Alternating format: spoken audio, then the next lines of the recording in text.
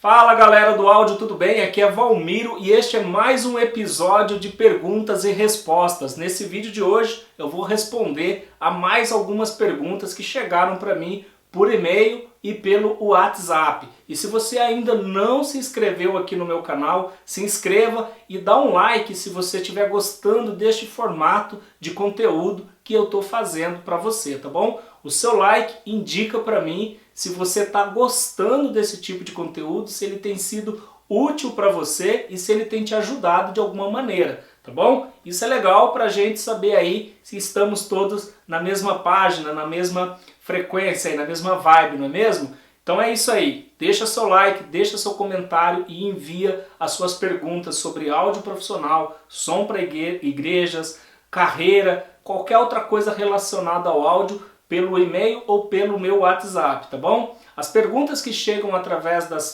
dos comentários do YouTube nem sempre são entregas para mim, tá bom? Nem sempre o YouTube entrega todas essas perguntas e esses comentários. Às vezes eles se perdem no spam, se perdem em outro canto aqui do Facebook e eu acabo não encontrando essa pergunta. Por isso que eu estou insistindo para você mandar para mim aí pelo WhatsApp e pelo e-mail, beleza? Então tá bom. No vídeo de hoje eu vou responder aí então as perguntas. Tem uma pergunta relacionada à polaridade, fase, outra pergunta relacionada a subwoofer e uma pergunta muito interessante relacionada a alinhamentos de sistema, tá bom? Então, bora lá para a primeira pergunta de hoje. Qual a diferença entre polaridade e fase? Esta pergunta veio do Rio de Janeiro e não tem o nome, tá ok? Então vamos lá para a resposta desta pergunta. Beleza, então respondendo a diferença entre polaridade e fase, esses dois assuntos dentro do áudio profissional, eles se correlacionam muito, né? E às vezes eles causam até confusão em até nós que estamos mais acostumados com esses dois termos dentro do áudio, a gente acaba fazendo confusão se referindo à fase quando a gente quer se referir à polaridade ou vice-versa, ok? Mas na verdade, né, polaridade é um dos assuntos mais críticos dentro da verificação de um sistema de sonorização. Então se você me pergunta qual mais importante, né, qual é o mais importante entre fase e polaridade, os dois são importantes e os dois estão correlacionados. Mas se você tiver que priorizar e cuidar de um desses dois aspectos dentro do seu sistema, você deveria cuidar do aspecto relacionado à polaridade, tá bom?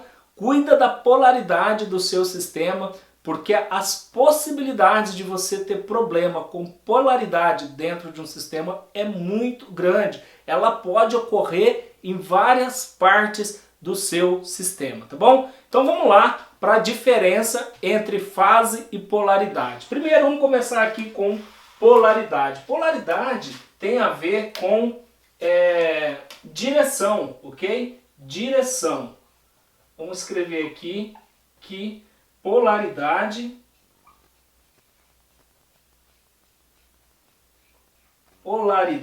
tem a ver com a direção com a qual a onda sonora se move no ar, tá bom? Quando a gente coloca um alto-falante, por exemplo, com o positivo vindo lá do amplificador, ligado no positivo do alto-falante, o negativo vindo do amplificador ligado no negativo do alto-falante, quando a gente coloca então um estímulo elétrico nesse alto-falante, né, o ar que está aqui na frente do alto-falante, ele vai se mover desta maneira.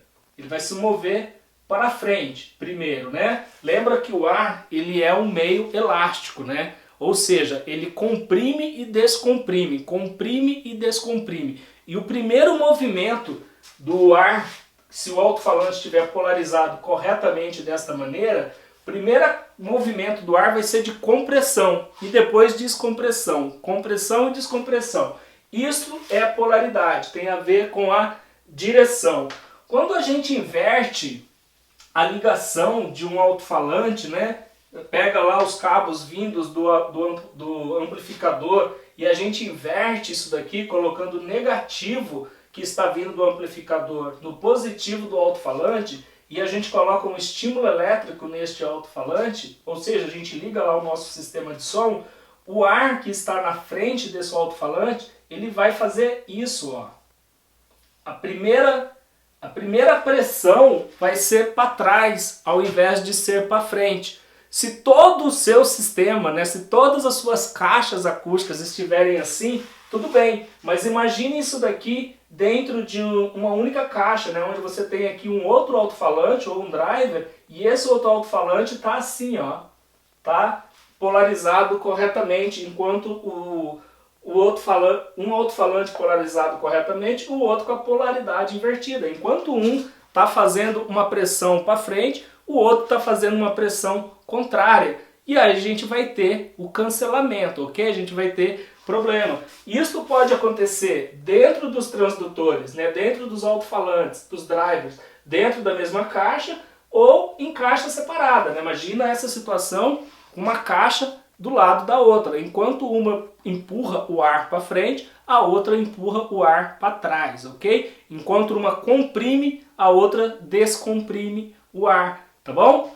Imagina o prejuízo que isso daqui, se a gente colocar um microfone aqui na frente e medir isso daqui, a gente vai ter um resultado desastroso, tá bom? Então essa é a questão da polaridade e é muito comum a gente fazer confusão com a fase. A fase, por outro lado, deixa eu escrever aqui, ó, a fase, ela tem a ver com o tempo, ok? Fase é igual a tempo, ou seja, é o que acontece com essa onda sonora aqui com o tempo, né? Desenhei aqui uma senoide, que é a forma de onda mais simples que a gente pode ter para analisar o que acontece com o som durante o tempo, tá bom? Então, a fase tem a ver com o tempo, polaridade tem a ver com a direção, ok? Imagine isso daqui, ó, como se fosse um surfista pegando uma onda, né? Em cada momento ele vai estar em um ponto específico da onda. Se a gente tem outra onda sonora saindo aqui, ó, um pouco antes dessa, é aqui que a gente fala que esses dois sons estão fora de fase, ok? Esse aqui está positivo, enquanto esse está negativo, esse aqui está negativo, porém, eles estão em tempos diferentes. Olha só, quando essa daqui está um pouco adiantada, essa daqui está um pouco atrasada, e assim sucessivamente, tá bom? Então, fase é igual a tempo e polaridade é igual a direção, tá bom? E é muito comum a gente cometer esse erro dentro do áudio profissional, beleza? Espero ter respondido aí a sua dúvida e vamos lá para a próxima pergunta, ok? Valmiro, o que devo fazer para que o mic de quem cantar ou de quem prega fique com um som gostoso de ouvir? Uso um processador DBX e uma 01V96. Pergunta do Samuel Lima. O Samuel Lima, além de mandar a pergunta, pediu para mandar um abraço lá para Vitória, Espírito Santo. Tá dado aí o abraço e o alô para Vitória, Espírito Santo. Beleza, valeu Samuel.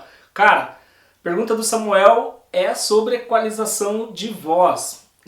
Não existe, Samuel, uma receita tipo assim 1, 2, 3... e você vai ter aí a sua voz equalizada, né? Vai conseguir equalizar uma voz, ok? Mas existe vários pontos de partidas, né? Vários princípios dentro do áudio que, se a gente entender, pode ser aí pontos de partidas para a gente conseguir equalizar não só uma voz, mas qualquer outra fonte de sinal, outra fonte de som, ok? E, bom, vamos dar uma olhada então quais são esses pontos, né? Quais são essas características que vai te ajudar aí na hora de equalizar melhor a voz que você está querendo equalizar, tá bom? Primeira coisa que a gente precisa ficar atento é em relação à captação, ok? A captação de uma voz, a captação de uma fonte de sinal. É garantir que a gente está utilizando o microfone correto para a tarefa certa, tá bom? Então este é o primeiro ponto, verificar não só se o microfone é adequado para captar aquela fonte de sinal, aquela voz, e se ele está funcionando corretamente. Ficar ligado também na parte de cabeamento, ver se você está com os cabos ok. E aí você vai garantir que a sua fonte de sinal esteja sendo bem captada, beleza? Então este é o primeiro ponto para você aí ter uma boa equalização de uma voz. O segundo, e uma pista muito legal, é o seguinte: A voz, ela é dividida em 3 faixas de frequência. As fundamentais, ok? As vogais e as consoantes. As fundamentais são as frequências que estão ali entre 85 a 250 Hz, ok? Deixa eu colocar aqui, ó, 85, 250 Hz, ok? Essas são as frequências fundamentais. As vogais, por sua vez, né, são as frequências que vão de 350 Hz até 2000 Hz, ok? Ou 2 kHz, ok? Já as consoantes, as vogais, elas carregam muita energia, né? São as frequências da nossa voz, aonde está localizada aí a maior quantidade de energia, ok? Então, é muito comum a gente perder a inteligibilidade de uma voz, né? A clareza de uma voz, devido a essa quantidade de energia que tem nas vogais, nessa região de frequência aqui, ó, de 350 Hz a 2000 Hz. As consoantes, elas vão, depois aqui de 1,5 kHz, né, mais ou menos, até 4 kHz, ok? Ou 4000 Hz. Elas não carregam, né? As consoantes nessa região de frequência aqui não carrega tanta energia como as vogais, porém ela é a região de frequência da voz aonde está a inteligibilidade, a clareza da voz. Então é nesta região aqui que a gente tem que trabalhar para ter a maior clareza, ok? A clareza, a inteligibilidade da voz. Deixa eu escrever de preto aqui. Ficou um pouco junto aqui, mas aqui a gente pode dividir então em 3 faixas de frequência. As frequências fundamentais, as vogais e as consoantes. Agora vamos dar uma olhada o que você pode fazer em cada uma dessas faixas de frequência para você obter aí um melhor resultado na equalização da sua voz. Olha só, a captação a gente já falou, a faixa de frequência onde está a clareza, a inteligibilidade e a maior quantidade de energia, né, aqui, é a sibilância. A sibilância é aquele S que incomoda, sabe? Aquele S que às vezes aparece na maioria das vozes. O S é a sibilância. E este S, né, ele se encontra mais ou menos entre 5 kHz a 7 kHz, ok? Então, esta é a região onde você tem que procurar eliminar este S, para que você tenha aí uma voz sem essa sibilância, ok? Fugir dos graves, ok? Ó, fugir dos graves. Outra coisa que você pode fazer para melhorar a equalização da sua voz. Fugir um pouco dos graves. Essa região aqui das fundamentais, até 250 Hz, 200 Hz, né? É uma região onde você pode cortar, ok? Então a resposta humana, né, da voz humana, ela está entre 200 até 10 kHz. Aproximadamente, varia um pouco entre homens e mulheres, mas é de 200 a 10 kHz. Então essa região dos graves aqui é onde você deve fugir. É por isso que as mesas vêm com um botão lá chamado Low Cut, ou seja, para você cortar esses graves indesejados, tá bom? Então, descobrir aonde está a sibilância, cortar um pouco esse S, vai melhorar um pouco, bastante a sua voz. A gente já falou que esse S está entre 5 e 7 kHz. Fugir dos graves, ok?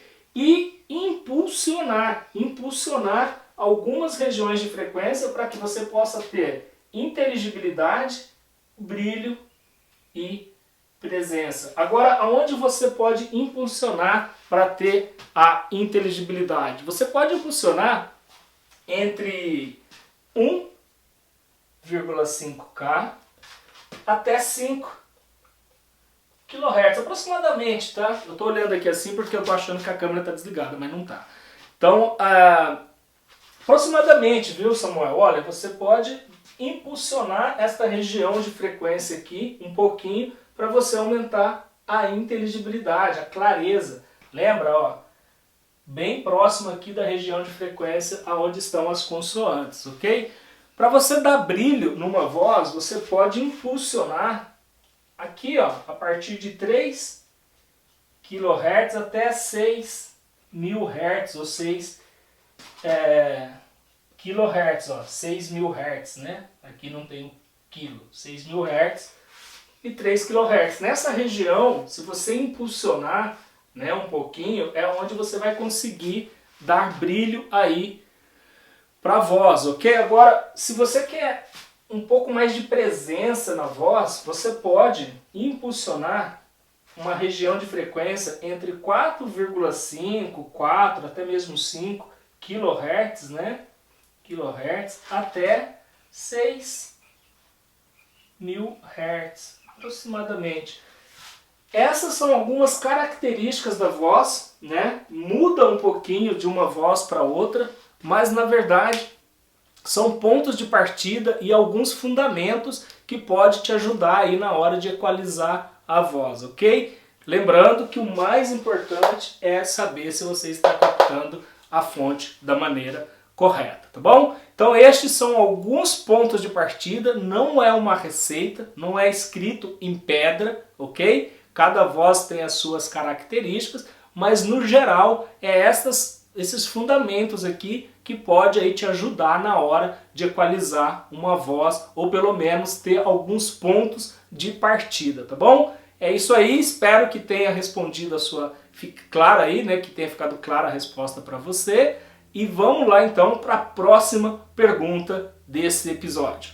Gostaria de saber se eu colocando subs dentro do púlpito, fazendo uma espécie de uma casinha, posso ganhar alguns dBs pelas laterais ou por detrás? Do Rio de Janeiro, sem nome. Agora respondendo a sua pergunta, será que se você colocar este sub dentro desta casinha que você está pensando, você vai ter um aumento de 6 decibéis? Talvez não, talvez menos, né? Não tem como saber realmente só medindo, né? Só medindo antes e medindo depois. Agora, se você tiver um aumento de 2 decibéis, 3 decibéis, vale a pena?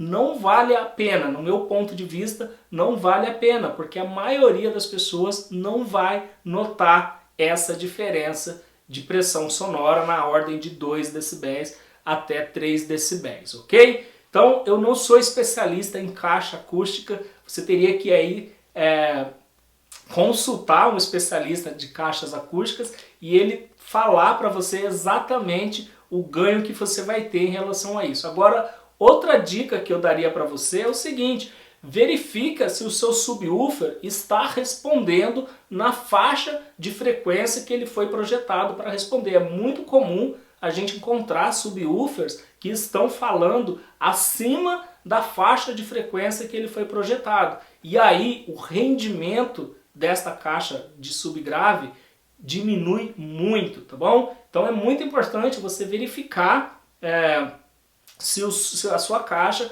realmente está respondendo dentro de uma faixa bem pequena, que é a faixa aí dos graves e dos subgraves, tá bom?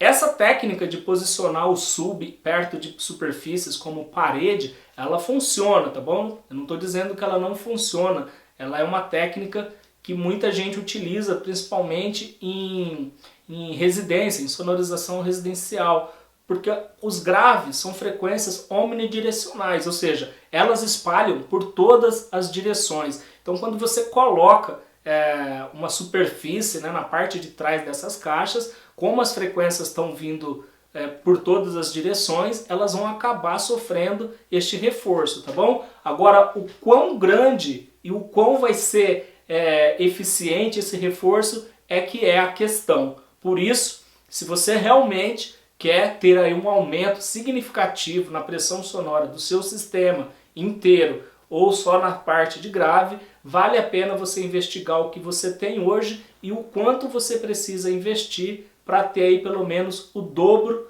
da pressão sonora no seu sistema ou na parte de subgrave, tá bom? Então é isso, espero ter aí te ajudado a responder. Não sei se vale a pena então quebrar aí a parede, a não ser por a questão estética para embutir a sua caixa de grave, tá bom? É uma questão que você vai ter que realmente estudar um pouquinho mais para saber se vale a pena essa quebradeira, beleza? Pelo ganho acústico. apenas que eu estou falando. Se for pela estética, bora lá, quebra essa parede aí e guarda esses subs aí embaixo do pau, beleza? Então, vamos lá para a próxima pergunta desse vídeo de hoje. Para finalizar esse episódio, então, essa rodada aqui de respostas, eu quero finalizar respondendo então uma pergunta do Rodinei Galvão de Repouso, Minas Gerais, tá bom? E a pergunta do Rodinei é sobre trena e decibelímetro. Vamos lá para a primeira pergunta relacionada a decibelímetro. Ele fala que ficou em dúvida em relação ao decibelímetro pela quantidade de modelos que tem no mercado e ele encontrou um decibelímetro que mede até 8 kHz, até 8.000 Hz, ok? Beleza, enquanto a isso, viu, Rodinei? Os decibelímetros, a partir as frequências em geral, né, a partir de 8 kHz, 10 kHz, ela já não tem tanta energia que vai influenciar na sua medição de SPL, tá bom? Então é por isso que alguns decibelímetros eles se limitam ali a medir até 8 kHz, um pouquinho mais, tá bom? Então não se preocupe com isso, é suficiente. O que você tem que se preocupar com o decibelímetro é se ele tem aí a capacidade de medir várias curvas de ponderação, né? Tipo curva A, curva B, curva C. As que você vai utilizar, com certeza, é curva A e curva C, tá bom? Mas se você tiver aí decibelímetros que medem mais curva de ponderação, ok, sem problema. E a segunda característica que você precisa procurar num decibelímetro, além da pressão sonora que ele é capaz de medir, o SPL, é se ele mede em taxa lenta e rápida. Então são essas características. O nível de pressão sonora, se ele consegue medir em taxas rápidas e lentas, e se ele tem a possibilidade de medir em várias curvas de ponderação, beleza? Então essas são as características, não precisa investir em decibelímetros muito caros, beleza? Qualquer decibelímetro que atende aí essas características vai te atender, tá bom? Vai te ajudar. E a segunda pergunta é em relação à trena digital, né? Qual o tamanho da trena que você precisa para fazer medições aí de microfone, né? Distância de microfone na hora de alinhamento. Na verdade, você nem precisa de trena para fazer essas medições, viu? Isso daí é só quase que uma frescura mesmo, né? Você consegue fazer esse serviço sem o uso de uma trena. Agora, se você realmente quer investir numa trena, eu recomendo que você utilize uma trena a partir de 30 metros para você medir o ambiente, medir a altura do pé direito, medir a largura, medir essas dimensões do ambiente, tá bom? Porque medir a distância do microfone não vai ser muito necessário, o próprio software te dá isso para você, beleza? Uma trena até 70 metros vai te atender com certeza em a maioria dos seus serviços, dos seus trabalhos. Galera, então é isso. Espero ter resolvido e ajudado aí nas suas dúvidas. Se você gostou desse vídeo, dá um like, deixa seu comentário, continua mandando para mim aí as suas perguntas sobre áudio profissional, som para a igreja. Se ainda não se inscreveu no canal, se inscreva, não vá embora sem se inscrever, porque isso vai ajudar esse vídeo a ser encaminhado para mais pessoas, beleza? Então é isso, grande abraço, te vejo no próximo episódio com mais uma rodada de perguntas respondidas. Grande abraço a todos e até mais!